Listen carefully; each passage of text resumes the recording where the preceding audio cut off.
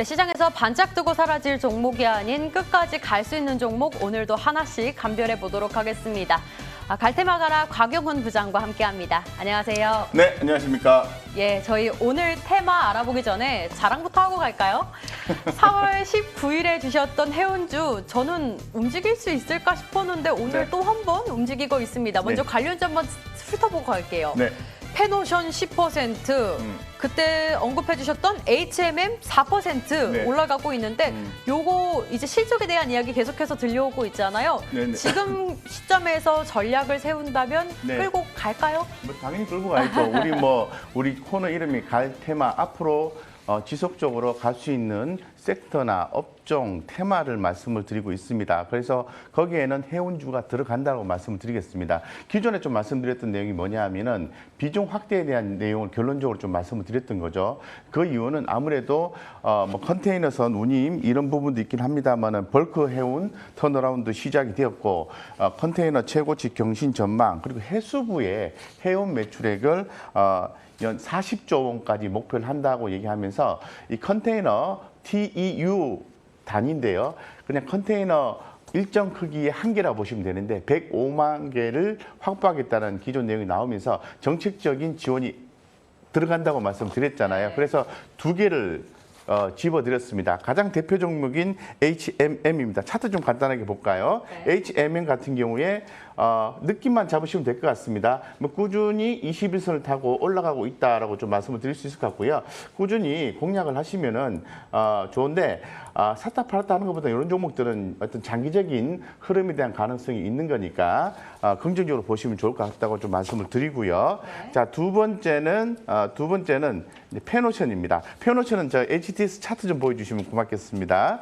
페노션 같은 경우는 제가 줄을 굉장히 많이 그어놨는데요. 주가가 이렇게 한 차로 오르고 난 뒤에 적절한 가격 조정이 나오고 재차 반등의 기조가 나오고 있는 거죠. 긍정적으로 보셔도 좋다 이렇게 말씀을 드리겠습니다. 예, 이렇게 두 가지 먼저 에이스 도와드렸고요. 그리고 오늘 제가 고른 테마주부터 열어보도록 하죠. 바로 들어가 보겠습니다. 이 테마는 왜 EU 지문 신용카드 상용화, 생체 기반 카드 대중화 될 수 있을까라고 제가 잡아봤는데요.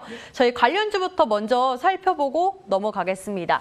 관련주가 오늘 장 초반부터 굉장히 뜨겁게 올라오고 있는데 그런데 제가 이제 기사를 찾아보니까 삼성 쪽에서도 이제 하겠다라는 이야기가 들려왔잖아요.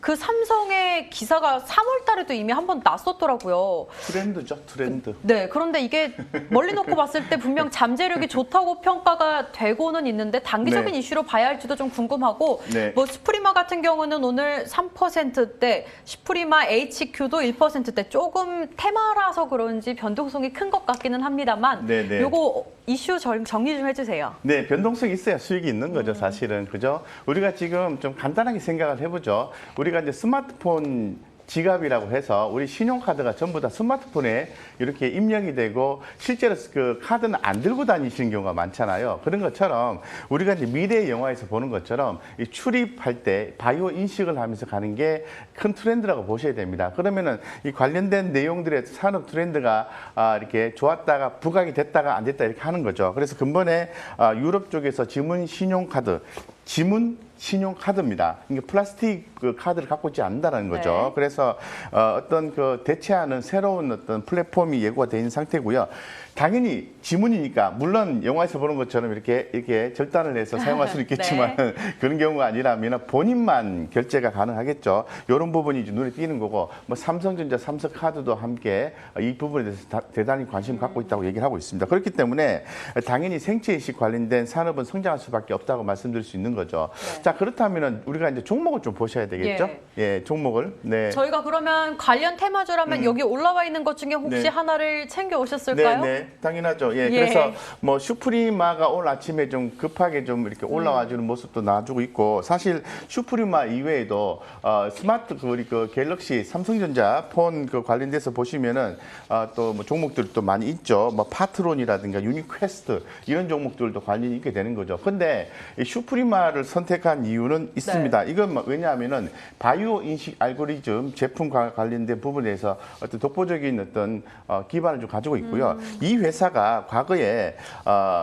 인적 분할을 했어요. 2015년인가요? 2015년도에 슈프리마 H에서 슈프리마와 슈프리마 H를 또 바뀐 거죠. 그래서 인적 분할한 후에 주가가 크게 못 올랐습니다. 제가 기존에도 한번 우리 그 시청자님께 말씀드렸겠지만은 인적 분할을 한 회사들은 기본적으로 쉽게 말씀드려서 돈이 있습니다. 자, 그러면은 기업이 사업 자회사, 투자사 입장에서 봤을 때는 사업 자회사가 성장을 해야만이 결론적으로 돈을 벌 수 있지 않겠습니까? 그래서 최근에 서서히 좀 엔진업을 하고 있는 것이 아닌가라는 그 퀘스천 마크를 가져볼 수 있을 것 같습니다. 네. 그건 어떤 부분을 찾을 수 있냐면 화면에서 나와 있는 것처럼 매출액과 영업이익의 추이입니다. 그래서 서서히 계속해서 증가가 되고 있기 때문에 특히 이제 바이오, 인식, 시스템 쪽에서 성장성이 대단히 높은 거죠. 그래서 좀 긍정적으로 좀 보십사하고 좀 말씀을 드리고요. 차트 간단하게 보여드리면서 슈프리마 좀 전략을 좀 말씀드리겠습니다.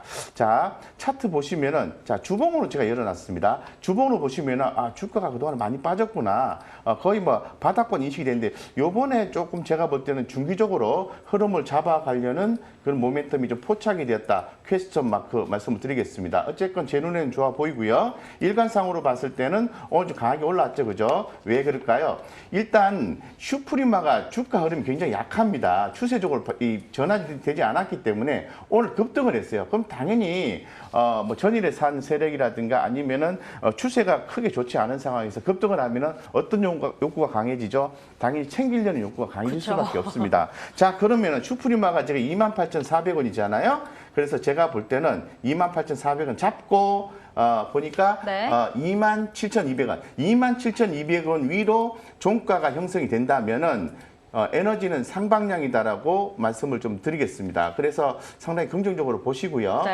지금 뭐 바로 사시는 것보다는 조금 보셨다가 오후 한 2시 반 이후로 해서 가격 체크하시고 가격 전략 수립하시고 한번 공략을 중장기로 해보시면 어떨까 생각합니다. 네, 역시 테마성인 움직임이 있어도 실적이 좋다면 계속해서 관심을 가져도 되는 것 같아요. 그런 의미에서 슈프리마 의견 챙겨주셨고요. 지금 말고 조금 더 조정 나왔을 때, 조금 눌렸을 때 접근하는 전략 세워주셨습니다. 두 번째 종목으로는 곽영훈 부장님께서 가지고 오신 앞으로 갈 테마 한번 살펴볼게요. 코로나19가 장기화되고 있고 여전히 핫한 골판지 제지주라고 가지고 오셨는데 세상엔 최근 들어서 참 부족한 게 많아요. 뭐 자동차 반도체도 부족하다 그러죠. 그냥 반도체도 부족하다 그러죠. 뭐 별게 다 부족하다고 하는데 그중 하나가 이 골판지 관련주가 아닐까 싶은데요. 관련주 살펴보시면 어제 또 핫하게 올랐는데 오늘은 살짝 주춤합니다. 이럴 때 기회로 잡아보자는 포커스를 잡고 계신 것 같은데 그렇죠. 네. 아마 가장 눈에 익는 게 뭐 신풍재지, 페이퍼코리아, 무림페이퍼 이런 종목들이 아닌가 싶습니다. 먼저 이슈부터 좀 정리해 주세요. 네네. 기본적으로 우리가 종목을 선택을 할 때는요. 시장에서 관심을 모으고 있는 그 섹터나 테마냐 이걸 보셔야 됩니다. 그래서 현재 지금 과거부터 계속해서 우리가 시장에서 주목받고 있는 게 골판지, 제지주 관련이에요. 기본적으로 골판지 같은 경우에는 원지 가격이라든가 펄프 가격 인상 영향이 있다라고 좀 말씀을 좀 드리겠습니다. 그리고 이 펄프 가격이요. 지난 1월 달에 600달러 정도 했는데 현재 지금 4월 달 기준에서 855달러까지 껑충 급등을 했다고 합니다. 그래서 이 부분에 의해서 얼마 전에 이제 한솔 제지가 가격을 좀 인상을 했어요. 인쇄 용지라든가 특수지에 대해서 10%에서 15% 정도 판가 인상을 한 거죠. 그러면 당연히 판가 인상이 올라가면은 해당 기업의 주가가 이제 좋아질 수밖에 없다고 볼 수 있는 거죠. 자, 그렇다면은 이 골판지 쇼티지 현상에 의해서 주목해야 되는 게 말씀하신 그 대형 포장이라든가 영풍 제지라든가 삼보판이라든가 쭉 이런 걸 봐야 되는데 왜 한솔 홀딩스냐. 저도 궁금해요. 네. 항상 저는 뭐 우리 코너에서 종목을 선택을 할 때요. 단순하게 테마가 올라간다고 해서 좋습니다 해서 선택하는 게 아니에요. 그 중에서 기업의 개별적인 이슈가 있는 종목을 선택하면 조금 더 성공 가능성이 높다는 겁니다. 그게 바로 한솔 홀딩스입니다. 자, 한솔 홀딩스 같은 경우는 지주사 전환을 기존에 했습니다. 그래서 조금 자회사들에 대한 어떤 구조 조정이 좀 있었어요. 그래서 뭐 아트원 제지라든가 한솔 EME라는 회사는 한솔 제지에 편입을 시켰고요. 한솔 신텍이나 한솔 개발은 매각을 했습니다. 매각을 해서 700억 정도 현금 확보를 한 거죠. 이 부분을 가지고 추후에 성장성을 확보하는 노력을 하겠다는 거죠. 실제로 페이퍼텍이라는 회사가 지금 약간의 구조 조정이 좀 이렇게 좀 필요하다고 좀 인식되는 상태에서 기존의 그 한솔홀딩스가요 테림 포장을 인수하려고 했었습니다. 그런데 가격이 안 맞아서 X가 됐습니다. 이 부분은 성장성을 도모하려는 움직임으로 해석이 되게 되는 거죠. 차트 보고 말씀드리겠습니다. 네. 중요한 거는 과연 수익이 날 가능성이 높은가라는 부분인데요.